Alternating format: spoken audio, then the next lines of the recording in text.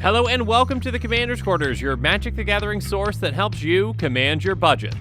This show and episodes like this one are possible thanks to viewers like you. If you're looking for an easy way to help support this show, make sure that you like, share, and subscribe. Also, hit that bell notification icon so you don't miss any new episodes. You can also go check out our playmats and other merchandise at thecommandersquarters.com. Another easy way to support this show is with our TCG player affiliate links. So whether you're buying a deck or individual cards, you can use this general link right here or one in the description. And the final way that you can support this show is by supporting us directly by becoming a patron. There are many benefits to being a patron, and I truly couldn't do this without all their support. And also, the Pigs Playing Magic Kickstarter has launched, so make sure you check that out. The Kickstarter campaign is going to last for 30 days, and after that, the playmat will no longer be available for purchase.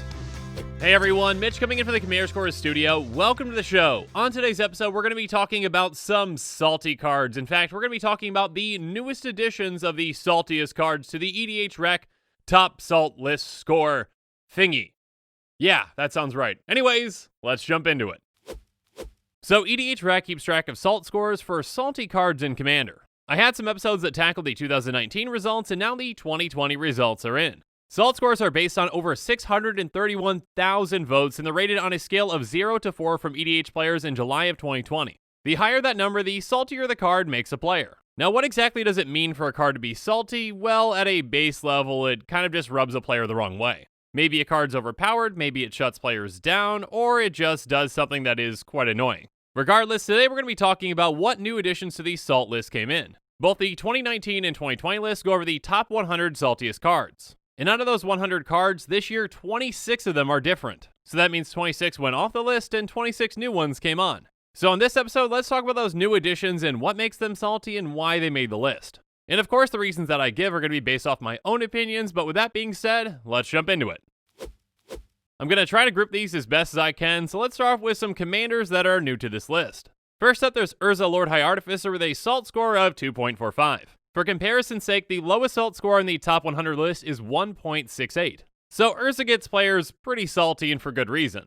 Calling him way overpowered is probably still an understatement. He makes you a token that can become huge, and you can also tap it for mana, and you can tap all your other artifacts for mana. On top of that, you can utilize all that mana and cast things off the top of your library for free. So yeah, essentially turning every single one of your artifacts in your deck into Mox Diamonds plus 2 other things is absurdly powerful. Even on the smallest of budgets, this commander can be extremely broken.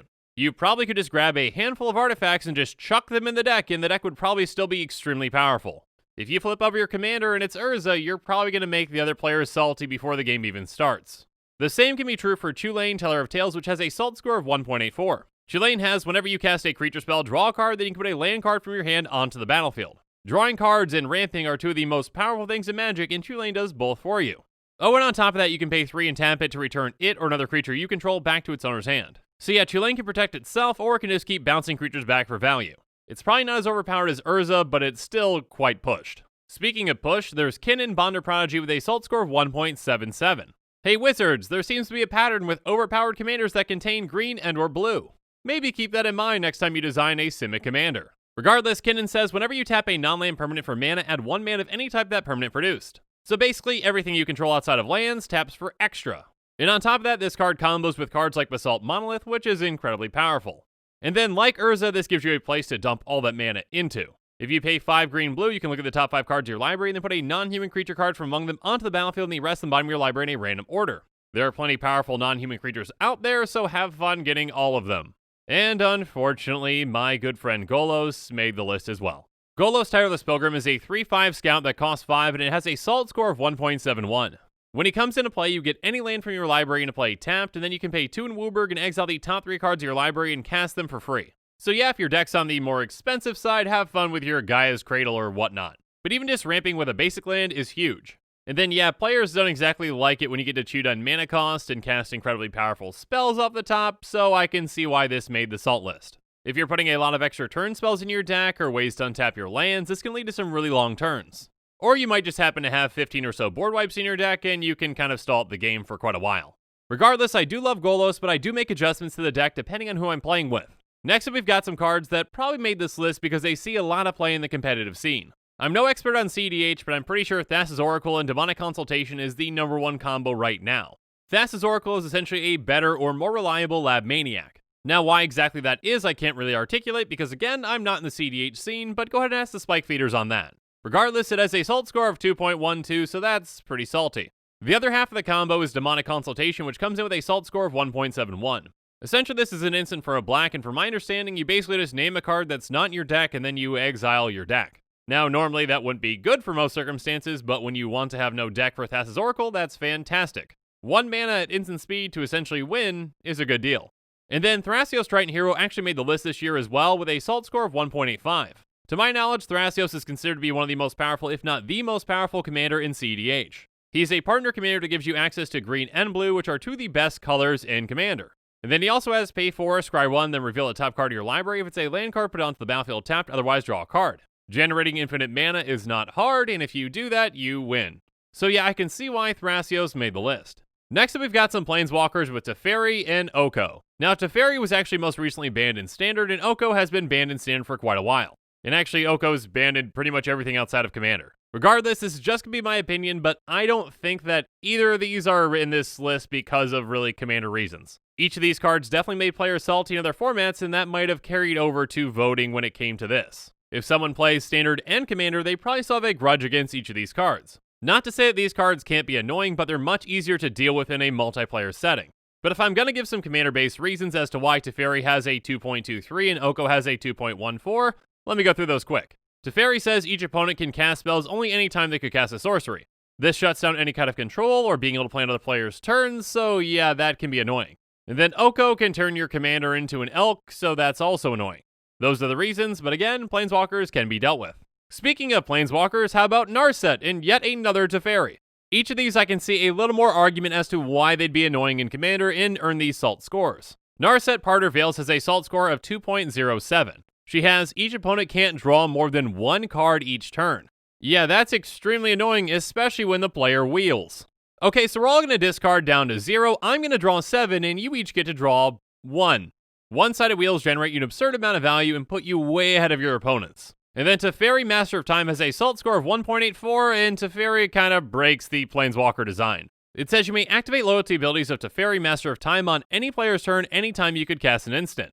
Yeah, being able to activate a Planeswalker on every single turn can be annoying, especially one that can loot, phase out creatures, and give you 2 extra turns. So again, with these two, I can definitely see more reasons for them being on the salt list. Speaking of control cards, though, let's go over counterspells. Specifically, free counterspells that can be very annoying to some people. First up, there's Fierce Guardianship with a salt score of 1.88. Essentially, if you control your commander, you can cast a negate for free. And then Force of Will has a salt score of 1.81, and it's essentially the original free counterspell. It says you may pay 1 life and exile a blue card from your hand rather than pay its cost, and you can counter any spell. So yeah, it can definitely make players salty when they think you're tapped out and can't stop them from doing what they want to do, and then you're like, wait, no, I've got this free counterspell, sorry. Next up, there's Decree of Silence with a salt score of 1.81, and it's not exactly a free counterspell, but it can be in a certain deck. Gavi Nest Warden lets you cycle it for free, and when you do, you counter target spell. But if instead of cycling it and it's in play, it can be even more annoying. It says whenever an opponent plays a spell, counter that spell and put a depletion counter on Decree of Silence. If there are 3 or more depletion counters on Decree of Silence, sacrifice it. And there are of course ways to manipulate the number of counters on it, so you can remove counters or prevent counters from being put on it, and then yeah, you can just lock opponents out of the game. Essentially, when you're tapped out, players generally expect you to not have a response of things, and when you do, that can be annoying. Or just locking them out of the game with a card like Decree of Silence. You know what else players don't like? Getting their things stolen. First up, there's Gilded Drake, which comes with a salt score of 1.88. Essentially, you get to exchange this 3/3 flying Drake for whatever creature you want. So I hope you don't like your commander too much because it's mine now, but don't worry, here's this Drake. Oh yeah, and this costs 2 mana. Anyways, next up is Agent of Treachery with a salt score of 1.75. Now again, this is another card that's banned in Standard, so that definitely could have influenced this salt score. Regardless, a creature with an ETB that steals something can easily be abused in Commander. And on top of that, if you steal enough things, you get to draw a lot of cards. And again, many players don't like when you steal their things, so that's gonna make them salty.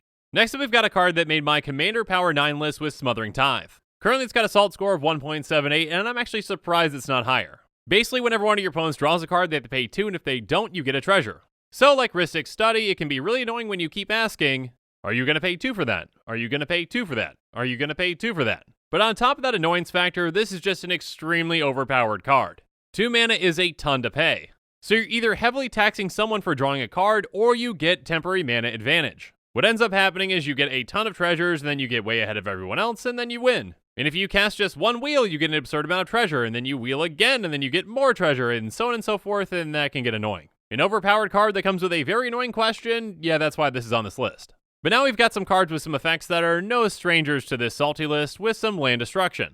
First up is Acid Rain, which comes with a salt score of 1.76. It's a simple spell that says destroy all forests. And then Boil has a salt score of 1.74 and it says destroy all islands. So yeah, being able to be unaffected by land destruction that can really wipe out a couple players can get salty. And then Keldon Firebombers has an ETB that gets rid of lands, so it's got a salt score of 1.74. When it comes into play, each player sacrifices all lands they control except for 3. So you can take everyone down to 3 lands, and then blink it again and take everyone back down to 3 lands, and yeah, no one's going to get anywhere when this is in play. Speaking of sacrificing lands, let's move on to Mana Vortex. It says when you cast this spell, counter unless you sacrifice a land. At the beginning of each player's upkeep, that player sacrifices a land, and when there are no lands on the battlefield, sacrifice Mana Vortex. Slowly making everyone sacrifice all their lands might be even worse than just destroying them all at once. And on top of that, there are ways to get around this or to take advantage of it, so yeah, it can really put one player ahead and the other player is really far back. And another stacks type effect comes with Embargo, which has a salt score of 1.68. It's an enchantment that says non-land permanents don't untap during their controller's untapped steps, and at the beginning of your upkeep, you lose 2 life. So lands will untap, but nothing else will, so have fun never untapping your creatures or your mana rocks, etc, etc. And 2 life each turn is a very small price to pay for shutting other players out. Next up though, let's move on to some Chaos cards with Confusion in the Ranks and Grip of Chaos. Confusion in the Ranks is a salt score of 1.71, and it's an enchantment that says whenever an artifact, creature, or enchantment comes into play, its controller chooses target permanent, and another player controls it shares a type with it, exchange control of those permanents. So essentially turning the game into something completely random can annoy some players, including myself. And speaking of random, there's Grip of Chaos, which has a salt score of 1.68.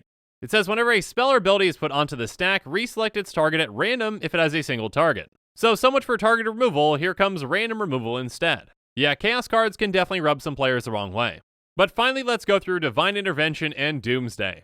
Divine Intervention has a salt score of 1.75, and it's a very, let's say, unique card. Basically, it enters the battlefield with 2 intervention counters on it. At your upkeep, you remove one of those counters, and then when the last counter is removed, the game is a draw. So instead of working to win the game, you're working to make it into a draw. For whatever reason. No one knows why. So that can annoy players for obvious reasons. So anyways, Doomsday has a salt score of 1.68. Basically, this just gets rid of all your things except you get to tutor for 5 cards, and then you put those cards on top of your library in whatever order you want. So essentially, this card is an incredible combo enabler or a great way to finish out the game. You do lose half your life rounded up, but that really doesn't matter because again, you're probably just going to combo off from there. So yeah, it's a fantastic finisher for some decks for just 3 mana, and yeah, it can be incredibly powerful. And it also may or may not be in my salt-inducing Golos deck. Again, I want to iterate that I do make adjustments depending on who I'm playing with. So if you're playing with some of these cards and they make your playgroup incredibly salty, consider making some adjustments. But as always, I like to say that Commander is a social game, so just talk. And with that, this show is coming to a close, so it's my turn to hear from you. So in the comments below, let me know what you think about these salty cards. Do they truly deserve to be on this list or not? So yeah, let me know in the comments below, and as always, thanks again and have a good one.